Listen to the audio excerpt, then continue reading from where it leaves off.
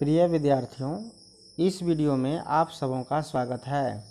आज हम लोग क्लास 10th के केमिस्ट्री का दूसरा चैप्टर जिसका नाम है अम्ल, क्षारक तथा लवण, उसके बारे में पढ़ेंगे।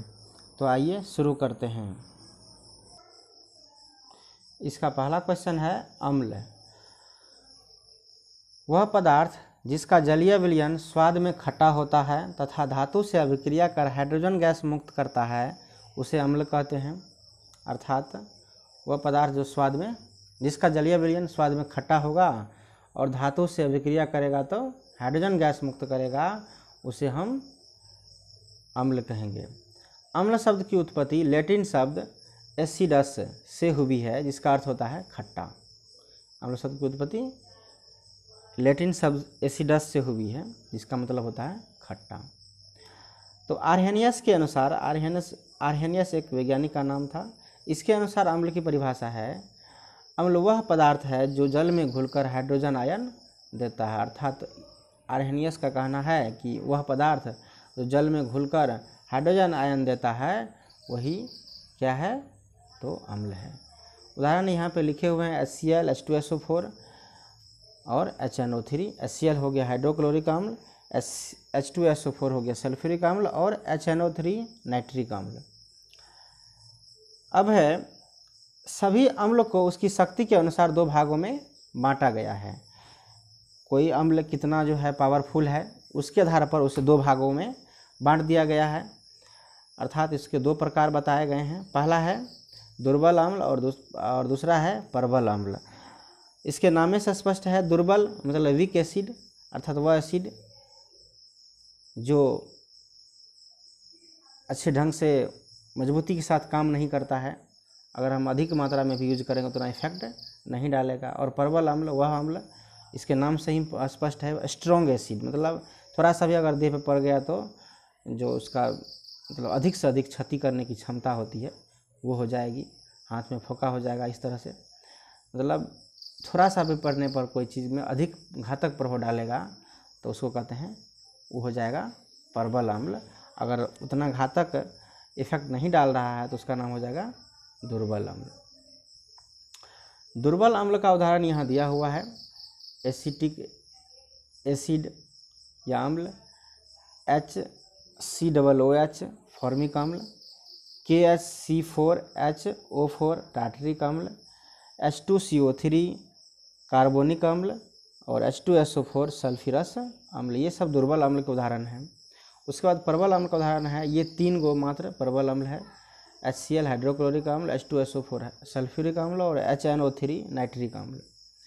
इसके बाद है क्षारक या भस्म, इसका अंग्रेजी बेसिस होता है। वह पदार्थ जिसका जलीय विलयन स्वाद में कड़वा होता है एवं लाल लिटमस पत्र को नीला कर देता है उसे भस्म कहते हैं या क्षारक कहते हैं।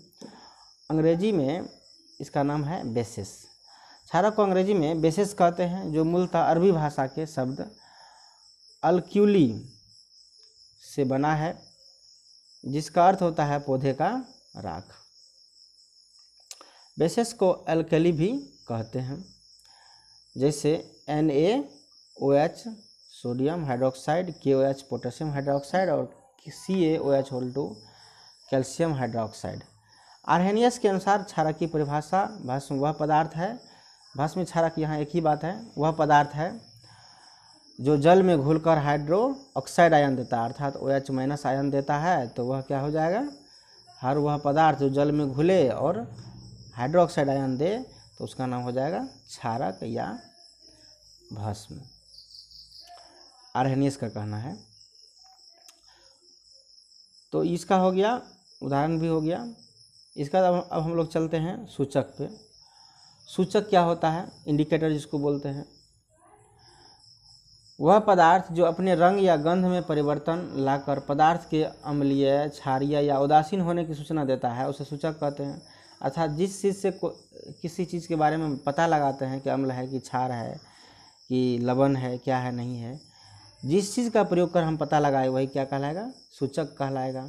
जैसे लिटमस का प्रयोग करके हम जो है किसी विलयन के बारे में पता लगाएंगे कि वह अम्ल है कि क्षार है, तो लिटमस क्या हो गया, सूचक हो गया। हल्दी से भी करते हैं, मेथिल ऑरेंज से भी करते हैं, हल्दी पत्र से भी करते हैं।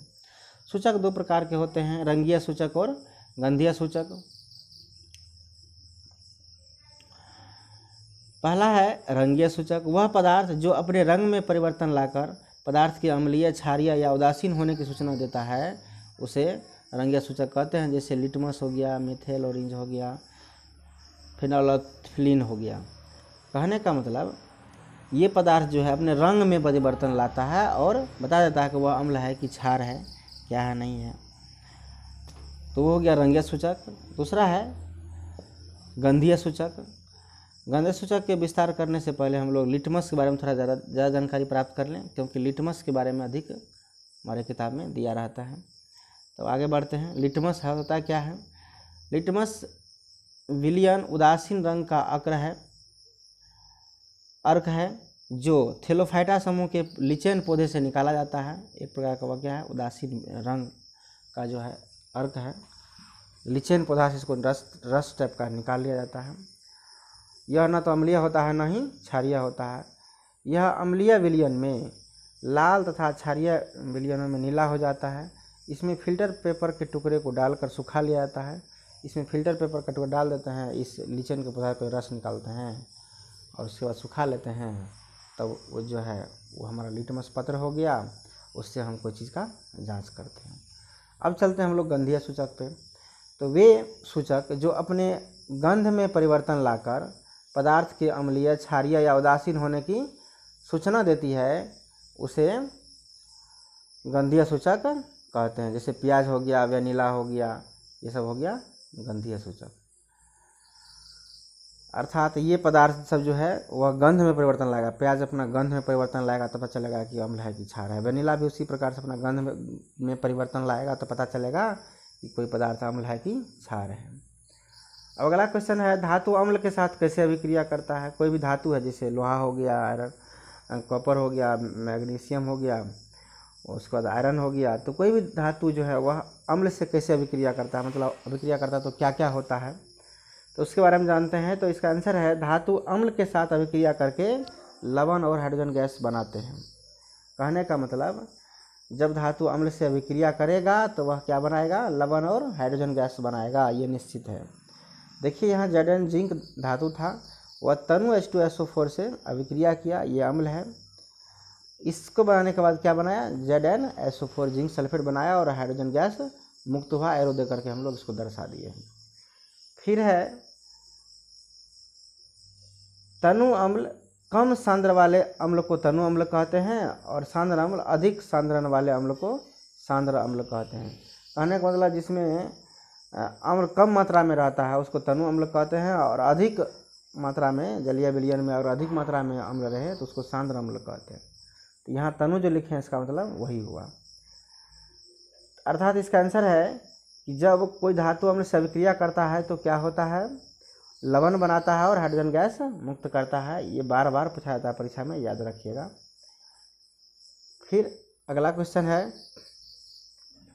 धातु क्षारक से किस प्रकार अभिक्रिया करता है? कहने का मतलब जब क्षार से अभिक्रिया करता है तो क्या होता है? तो इसका आंसर है, धातु क्षारक के साथ अभिक्रिया कर लवण और हाइड्रोजन गैस मुक्त करता है। मतलब सेम चीज़ होता है वही यहाँ पर भी। Zn धातु है और 2NaOH से अभिक्रिया किया तो बन गया N2ZnO2 plus H2, zinc, sodium zincate इसका नाम है।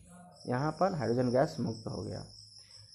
वही प्रक्रिया यहाँ पर भी हो रही है।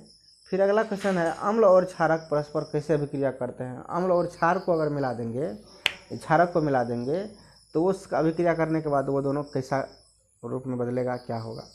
इसका आंसर है कि अम्ल और क्षारक परस्पर अभिक्रिया कर लवण तथा जल बनाते हैं।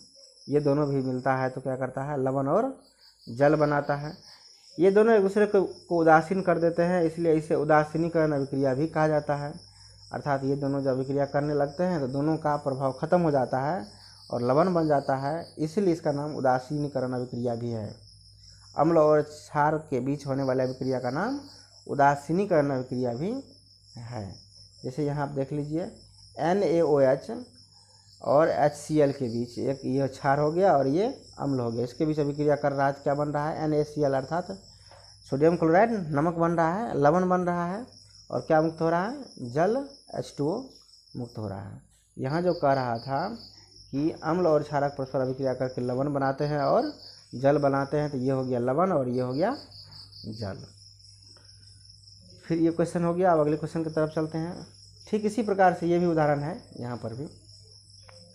फिर अगला क्वेश्चन है, धातु का कार्बोनेट या धातु हाइड्रोजन कार्बोनेट अम्ल के साथ कैसे विक्रिया करता है। धातु का जो कार्बोनेट होता है वह, या फिर हाइड्रोजन कार्बोनेट होता है वह अभिक्रिया कैसे करता है अम्ल के साथ। इसका आंसर है, सभी धातु कार्बोनेट या धातु हाइड्रोजन कार्बोनेट अम्ल के साथ अभिक्रिया कर संगत लवण, कार्बन डाइऑक्साइड गैस तथा जल बनाते हैं।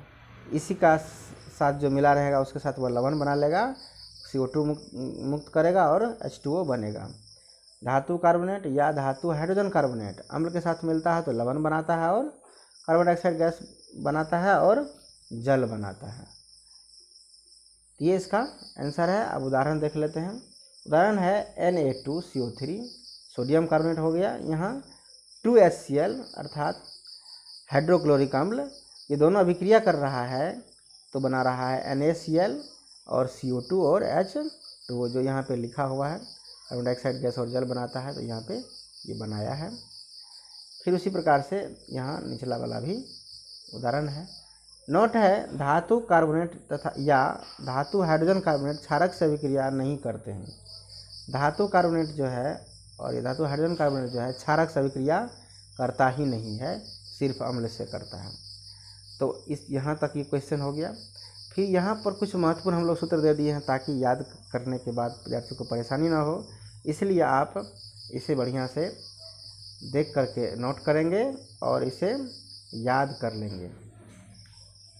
इसके बाद हम लोग अगले वीडियो में फिर इसके आगे के बातों को रखेंगे। इस वीडियो में इतना ही। धन्यवाद।